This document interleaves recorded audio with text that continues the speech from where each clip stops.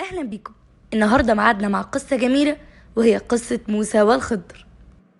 قصة موسى والخضر وردت في سورة الكهف.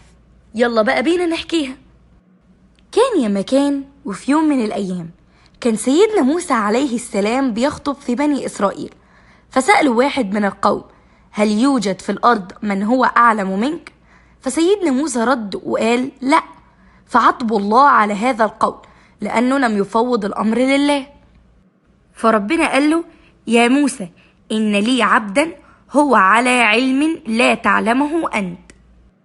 فسيدنا موسى بدأ يسأل ربه: مين هو العبد اللي يعلم ما لا يعلمه، وإزاي يلاقيه؟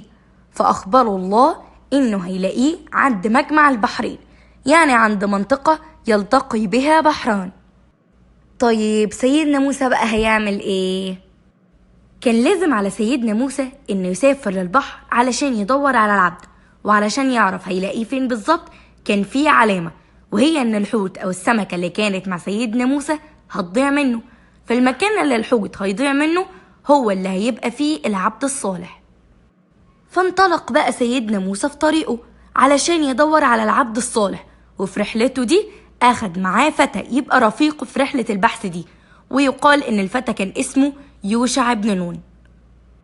فطلب سيدنا موسى من الفتى يوشع بن نون إنه يحمل كيس بداخله سمكة في حقيبته، وطلب منه إنه يبلغه بالوقت اللي السمكة هتضيع منهم فيه. وبدأوا رحلة البحث عن العبد، حتى لو استغرق الأمر لسنوات، لعند ما وصلوا لمجمع البحرين. فقرر موسى إنه يستريح شوية عند صخرة، لكن يوشع ظل مستيقظ، فلقى الكيس بيتفتح لوحده وخرجت منه السمكة وبدأت تعوم في المية. المهم صحي سيدنا موسى ونسي يوشع إن يقوله بإنهم فقدوا السمكة اللي هي المفروض هتبقى دي العلامة للمكان الصحيح. فمشي موسى ويوشع من المكان ده، ولكن وهم في طريقهم حس سيدنا موسى بالجوع، وطلب من يوشع إنه يجهز له طعام. وفي الوقت ده تذكر الفتى يوشع إنه نسي يخبر سيدنا موسى بإنهم فقدوا الحوت أو السمكة اللي كانت معاهم. ففرح سيدنا موسى ورجعوا تاني لنفس المكان اللي السمكة ضاعت منهم فيه. فلما وصل سيدنا موسى للمكان لقى رجل نايم على الأرض متغطي بعباية، ولقى أن الأرض اخضرت من حواليه، وقيل أن الراجل ده كان عنده جلوسه في أي مكان بيخضر من حوله الأرض، وقيل أن ده سبب تسميته بالخضر. يبقى الراجل ده اسمه إيه؟ اسمه الخضر، وده اللي سيدنا موسى هيكمل رحلته معاه علشان يتعلم منه. في اللي قال إن الخضر ده نبي من الأنبياء، وفي اللي قال إنه رجل صالح والعلم عند الله. ألقى سيدنا موسى على الخضر السلام، فرد الخضر السلام، وسأل الخضر: من أنت؟ فقال: أنا موسى. فقال الخضر: موسى بني إسرائيل؟ فرد موسى وقال له: وما أدراك بي؟ قال له: أدراني بك من أدراك بي، اللي هو قصده الله عز وجل. وبدأ الخضر يسأله عن سبب مجيئه وعايز منه إيه، فقال له موسى إنه عايز يتعلم منه ما لا يعلمه. فالخضر قال له: ولكن أنت مش هتستطيع تحمل الرحلة، ومش هتصبر لأنك مش هتستوعب اللي أنا هعمله. ولكن موسى أكد له إنه هيكون صبور. فرجع يوشع لقومه، وبدأت الرحلة الشهيرة بين سيدنا موسى والخضر في البحر. فلقوا سفينة فركبوها، وكان معاهم ناس في السفينة من أهل المنطقة اللي عارفين إن الخضر رجل صالح. فالخضر عمل حاجة غريبة جدا، مسك بفأس وخلع لوح من السفينة. فاستغرب سيدنا موسى من اللي عمله الخضر، وبدأ يمسك اللوح علشان يسد الفتحة اللي صنعها الخضر، وسأله: أخرقتها لتغرق أهلها؟ اللي انت عملته ده إفساد للسفينة. فقال له الخضر: ألم أخبرك أنك لن تستطيع معي صبرا؟ يعني انت مش هتستطيع تصبر على أي حاجة هتشوفها في رحلتك معايا. فطلب منه موسى إنه يسامحه، وإنه مش هيسأل مرة تانية. وبعد كده وصلوا القرية فيها غلمان بيلعبوا، يعني مجموعة أطفال بيلعبوا في الشارع. فالخضر فضل يبص لغلام بعينه لعند ما استفرد بالغلام ده وقتله. فسيدنا موسى استغرب واستنكر الفعل ده، وقال للخضر: أقتلت نفسا زكية بغير حق؟ فالخضر قال له: ألم أقل لك أنك لن تستطيع معي صبرا؟ فسيدنا موسى زعل من نفسه، وبعدين اعتذر للخضر وقال له: لو سألتك تاني سيبني خلاص وكمل رحلتك من غيري. فكملوا مشيهم لعند ما وصلوا القرية معروف أهلها بالبخل، فطلبوا منهم أكل وشرب لأنهم جايين من سفر وتعبانين وجعانين وعطشانين. فأهل المدينة رفضوا يدوهم أكل ولا مية. فوجد الخضر جدار كان على وشك الانهيار، فمسح عليه الخضر بإيده علشان الجدار ما يقعش. فقال لموسى لو كده لازم تطلب منهم أجر ومقابل لكده. هو معقول ناس بخيلة زي دي ومرضيش يدونا أكل ولا شرب وانت تساعدهم كده من غير مقابل؟ وهنا بقى قرر الخضر انهاء الرحلة مع سيدنا موسى وقال له هذا فراق بيني وبينك، بس قبل ما تمشي انا هفسر لك افعالي اللي مش عجبتك طول الرحلة وما كنتش فاهم انا بعمل كده ليه.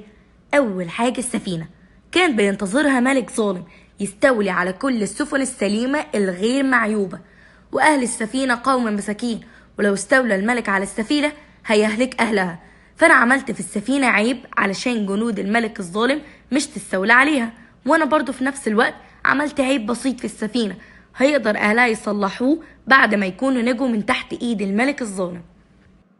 اما بقى قتل الغلام فقال الخضر ان الله اوحى لي ان الغلام ده لو كبر هيرهق ابويه كفر وطغيان، فلو مات وهو صغير لن يكتب عليه ذنب، فكان ده رحمة للطفل وللأب وللأم، وإن ربنا هيعوضهم خيرا منه ولا التاني هيكون بار بيهم ورحيم. وأما الجدار اللي أقاموا بدون مقابل فالقرية دي فيها غلامين يتيمين جمع والدهم نقود ومحبش يعرف حد حاجة عن النقود دي، فخبأها أسفل الجدار لأولاده لما يكبروا، ولو انهار الجدار هيعرف أهل القرية وياخدوا الكنز والنقود وهيضيع حق الغلامين، ولكن الله أراد إنهم يكبروا ويحصلوا على كنز باباهم. وكل اللي أنا عملته ده ما كانش من نفسي ولكن كان بوحي من الله عز وجل. وبكده تكون خلصت رحلة موسى مع الخضر، والخلاصة اللي لازم نطلع بيها إننا لازم نعرف ونتأكد من قدرة الله سبحانه وتعالى على الإحياء بعد الموت زي ما حصل للحوت. كمان لازم نعرف مكانة العلم والسفر في طلبه، لأن سافر سيدنا موسى وتحمل المصاعب علشان يتعلم من الخضر. وعلى المتعلم إنه يصبر على التعلم، وعلى معلمه اللي بيعلم الأشياء يوضحها في الوقت اللي يشوفه مناسب. لازم نعرف إن العمل الصالح بيحفظ الأولاد بعد وفاة باباهم، وده اللي شفناه في قصة الجدار. ولازم نعرف إن أي ابتلاء بيجيلنا ممكن يكون في ظاهره شر ولكن هو أكيد في باطنه خير من الله. وزي ما شفنا في الثلاث قصص دول اللي هما قصة خرق السفينة وقتل الغلام وقصة الجدار، هتلاقي إن القصص دي في ظاهرها شر ولكن ربنا كان بيحوش عنهم ابتلاء أكبر وعين لهم خير أكتر بعد كده. فده يعلمنا الإيمان بالقضاء والقدر وحمد الله في السراء والضراء. وبكده نكون خلصنا قصة موسى والخضر، ونشوف بقى الآيات اللي وردت في سورة الكهف عن القصة دي. أعوذ بالله من الشيطان الرجيم. بسم الله الرحمن الرحيم. وإذ قال موسى لفتاه لا أبرح حتى أبلغ مجمع البحرين أو أمضي حقبا فلما بلغ مجمع بينهما نسي حوتهما فاتخذ سبيله في البحر سربا فلما جاوز قال لفتاه آتنا غداءنا لقد لقينا من سفرنا هذا نصبا قال أرأيت إذ أوينا إلى الصخرة فإني نسيت الحوت وما أنسانيه إلا الشيطان أن أذكره واتخذ سبيله في البحر عجبا قال ذلك ما كنا نبغي فارتدا على آثارهما قصصا فوجد عبدا من عبادنا آتيناه رحمة من عندنا وعلمناه من لدنا علما قال له موسى هل أتبعك على أن تعلمني مما علمت رشدا قال إنك لن تستطيع معي صبرا وكيف تصبر على ما لم تحط به خبرا قال ستجدني إن شاء الله صابرا